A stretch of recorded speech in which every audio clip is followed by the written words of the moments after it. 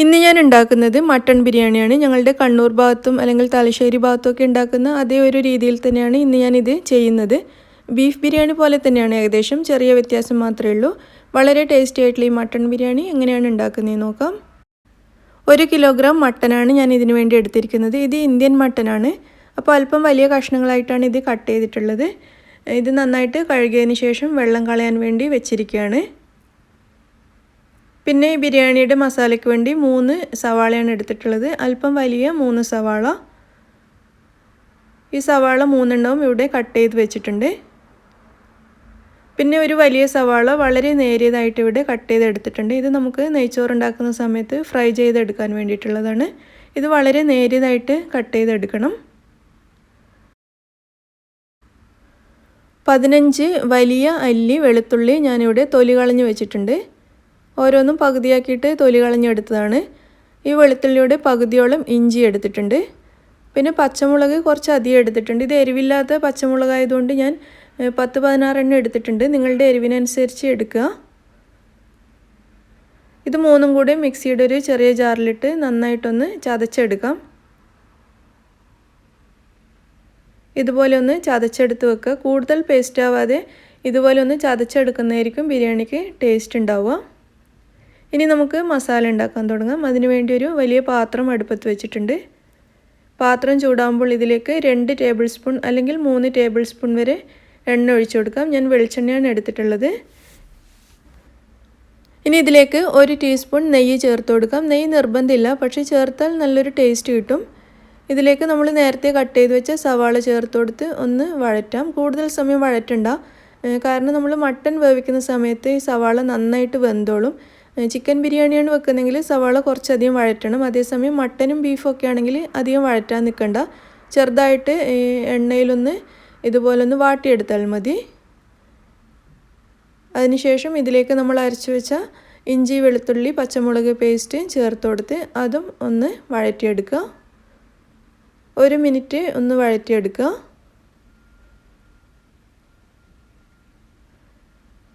ഇനി ഇതിലേക്ക് 2 വലിയ തക്കാളി അരിഞ്ഞത് ചേർക്കുകയാണ്. ചെറിയ തക്കാളി ആണെങ്കിൽ 3 എണ്ണം എടുക്കാം. ഇതിപ്പോൾ വലിയ തക്കാളി ആയതുകൊണ്ട് ഞാൻ 2 എണ്ണം എടുത്തിട്ടുള്ളൂ.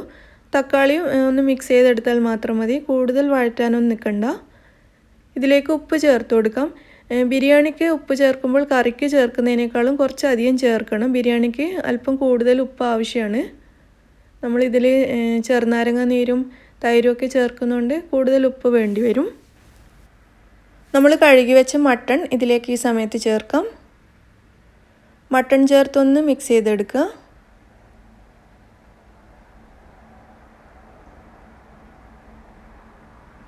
മിക്സ് ചെയ്തതിന് ശേഷം ഇതിലേക്ക് 1 ടീസ്പൂൺ കുരുമുളക് പൊടിയും 1/2 ടീസ്പൂൺ ഗരം മസാല പൊടിയും കൂടി ചേർക്കാം. ഇത് രണ്ടും കൂടി ചേർത്ത് നന്നായിട്ട് മിക്സ് ചെയ്യാം. ഇതിൽ മറ്റുള്ള പൊടികളുടെ ഒന്നും ആവശ്യമില്ല. ഈ 2 പൊടികൾ മാത്രം മതി. ഗരം മസാല നമ്മൾ ഇതിൽ അവസാനവും ചേർക്കുന്നുണ്ട്, അതുകൊണ്ടാണ് ഇപ്പോൾ 1/2 ടീസ്പൂൺ ചേർത്തത്. നന്നായിട്ടൊന്ന് മിക്സ് ചെയ്തതിന് ശേഷം നമുക്കിതിവിടെ അടച്ച് വെച്ച് വേവിക്കാം.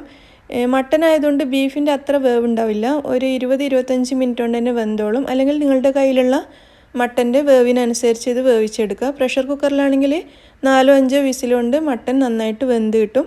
അപ്പോൾ ഞാനിതിവിടെ അടച്ച് വെച്ച് ഒരു 20-25 മിനിറ്റ് ഇത് വേവിച്ചെടുക്കുകയാണ്. ഒരു 25 മിനിറ്റ് ആകുമ്പോൾ നമുക്കിതൊന്ന് തുറന്ന് നോക്കാം. ഞാനിത് 1-2 പ്രാവശ്യം ഇടയ്ക്ക് തുറന്നിട്ടൊന്ന് ഇളക്കി കൊടുത്തിട്ടുണ്ടായിരുന്നു. ഇതിപ്പോൾ നിങ്ങൾക്ക് കാണാൻ പറ്റുന്നുണ്ടാവും. ഇതിൽ ചേർത്തിരിക്കുന്ന ഉള്ളിയും തക്കാളിയും ഒക്കെ കൂടെ നന്നായിട്ട് വെന്തിട്ടുണ്ട്. അതുകൊണ്ടാണ് ഞാൻ നേരത്തെ പറഞ്ഞത് കൂടുതൽ സമയം വഴറ്റി വേവിക്കാൻ നിൽക്കണ്ട. ഇതിൽ കിടന്നിട്ട് തന്നെ ഇത് നന്നായിട്ട് വെന്തോളും. അപ്പോൾ ഇതിൽ ചേർത്തിരിക്കുന്ന മട്ടനും നന്നായിട്ട് വെന്തിട്ടുണ്ട്. ഇനി ഇതിലേക്ക് 2 ടേബിൾ സ്പൂൺ വരെ ചെറുനാരങ്ങ നീര് ചേർക്കാം. 3 ടേബിൾ സ്പൂൺ തൈര് ചേർക്കാം. എന്നിട്ടൊന്ന് മിക്സ് ചെയ്തെടുക്കുക.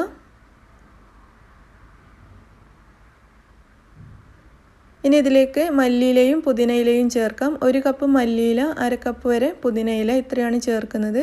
പുതിനയിലയുടെ ടേസ്റ്റ് ഇഷ്ടമില്ലാത്തവർക്ക് അത് ഒഴിവാക്കാവുന്നതാണ്. അതും കൂടി ചേർത്ത് നന്നായിട്ടൊന്ന് മിക്സ് ചെയ്തെടുക്കാം.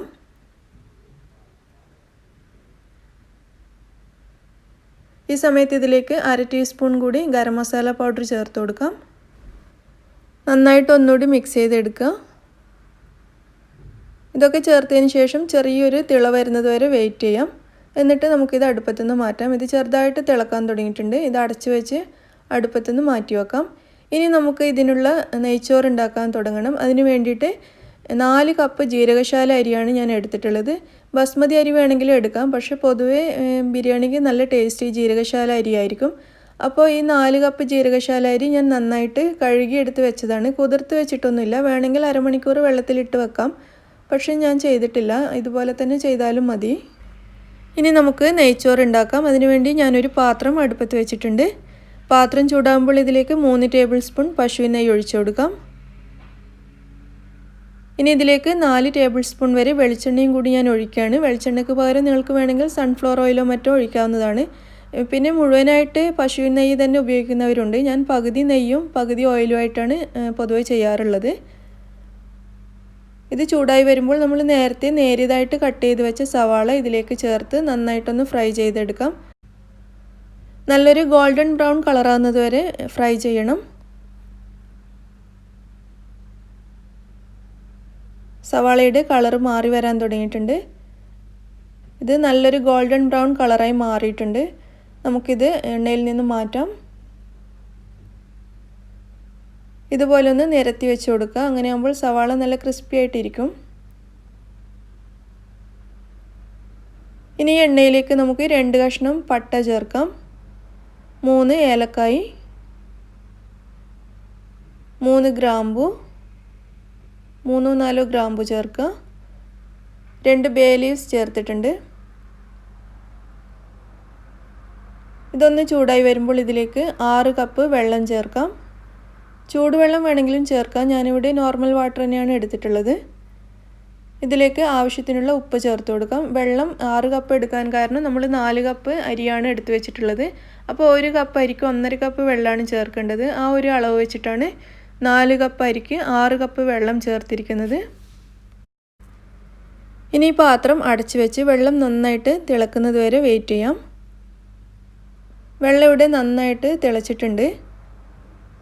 നമ്മൾ കഴുകി വെള്ളം കളഞ്ഞു വെച്ച അരി ഇതിലേക്ക് ചേർക്കാം. അരി ചേർത്തതിന് ശേഷം നന്നായിട്ടൊന്ന് ഇളക്കി മിക്സ് ചെയ്തെടുക്കുക.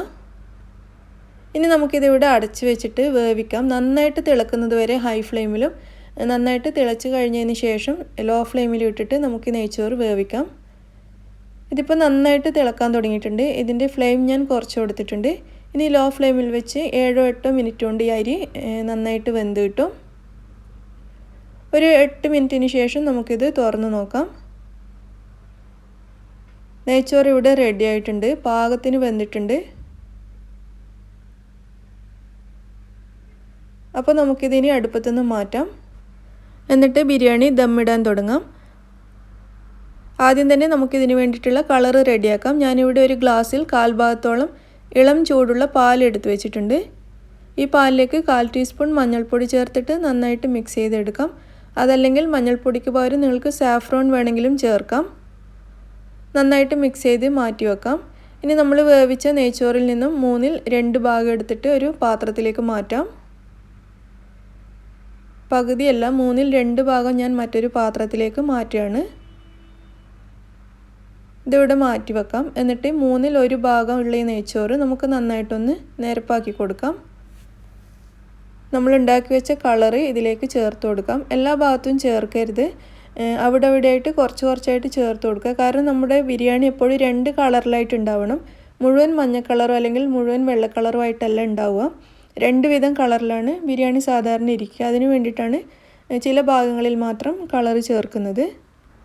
ഇതിൻ്റെ മുകളിൽ ഒരല്പം ഗരം മസാല പൊടി വിതറി കൊടുക്കാം. കുറച്ച് മതി, 3-4 നുള്ളി ഗരം മസാല പൊടി. നമ്മൾ ഫ്രൈ ചെയ്ത് വെച്ച സവാളയിൽ നിന്നും കുറച്ചെടുത്ത് ഇതിൻ്റെ മുകളിൽ ഇട്ട് കൊടുക്കാം. ഇനി നമ്മൾ ഉണ്ടാക്കിയ മട്ടൺ മസാലയിൽ നിന്നും പകുതി എടുത്ത് ഇതിൻ്റെ മുകളിൽ നിരത്തി കൊടുക്കാം. പകുതി തന്നെ എടുത്തിട്ട് ഇതിൻ്റെ മുകളിൽ ഒന്ന് നിരത്തി കൊടുക്കാം. എല്ലാ ഭാഗത്തും ഒരുപോലെ നിരത്തിയതിന് ശേഷം നമ്മൾ മാറ്റി വെച്ച നെയ്ച്ചോറിൽ നിന്നും പകുതി എടുത്തിട്ട് ഇതിൻ്റെ മുകളിൽ ഇട്ട് കൊടുക്കാം. നന്നായിട്ടൊന്ന് നിരത്തിയതിന് ശേഷം വീണ്ടും കളറ് ചേർത്ത് കൊടുക്കുക. ഗരം മസാലപ്പൊടി ചേർക്കാം. വീണ്ടും അല്പം സവാള ചേർക്കാം.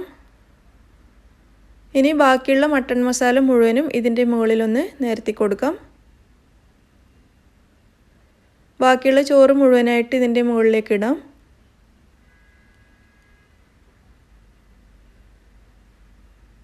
അതും ഒന്ന് നന്നായിട്ട് നിരത്തി കൊടുക്കുക. വീണ്ടും നേരത്തെ ചെയ്തതുപോലെ തന്നെ കളർ ആഡ് ചെയ്യാം. ഗരം മസാല പൊടി ചേർക്കാം. ബാക്കിയുള്ള സവാള വറുത്തത് മുഴുവനായിട്ട് ഇതിൻ്റെ മുകളിലേക്ക് ഇട്ട് കൊടുക്കാം. ഇനി ഇതൊരു അലൂമിനിയം ഫോയിൽ കൊണ്ട് നന്നായിട്ടൊന്ന് കവർ ചെയ്തെടുക്കുക. ദം ചെയ്യുന്ന സമയത്ത് ആവി ഒട്ടും പുറത്തേക്ക് പോകാതിരിക്കാൻ വേണ്ടിയിട്ടാണ് അലൂമിനിയം ഫോയിൽ വെച്ചിട്ട് നന്നായിട്ടൊന്ന് കവർ ചെയ്യുക. എന്നിട്ട് മൂടി അടച്ചു വെച്ച് നമുക്കിത് അടുപ്പത്തേക്ക് മാറ്റാം.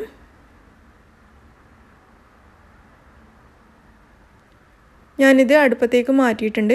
ഇത് ചെറിയ തീയിൽ വെച്ചിട്ട്, അതായത് ഏറ്റവും ലോ ഫ്ലെയിമിൽ വെച്ചിട്ട് 10 മിനിറ്റ് നമുക്കിതുപോലെ ദം ചെയ്തെടുക്കാം. അപ്പോഴേക്കും ബിരിയാണി നന്നായിട്ട് ദമ്മായി നല്ലൊരു മണവും രുചിയും ഒക്കെ വന്നിട്ടുണ്ടാവും. ഏകദേശം 10 മിനിറ്റ് ആയിട്ടുണ്ട്. നമുക്കിതിനി അടുപ്പത്തുനിന്ന് മാറ്റാം. അങ്ങനെ നമ്മുടെ ടേസ്റ്റി മട്ടൺ ബിരിയാണി ഇവിടെ റെഡി ആയിട്ടുണ്ട്. നമുക്കിത് തുറന്ന് നോക്കാം. നല്ല മണമൊക്കെ വരുന്നുണ്ട്. നന്നായിട്ട് ദമ്മായിട്ടുണ്ട്. നല്ല മസാലയോട് കൂടിയിട്ടുള്ള ബിരിയാണിയാണ്.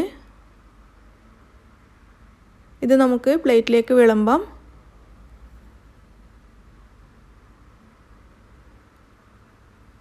ഇതുപോലെ 2 കളറിലായിട്ടാണ് ഈ ബിരിയാണി എന്നല്ല, ഏതൊരു ബിരിയാണി ആണെങ്കിലും ഇതുപോലെ 2 കളറിലായിട്ട് ഇരിക്കുമ്പോഴാണ് ബിരിയാണിയുടെ ആ ഒരു ഭംഗി വരുന്നത്. അപ്പോൾ നിങ്ങളെല്ലാവരും ഇതുപോലൊന്ന് ട്രൈ ചെയ്ത് നോക്കുക.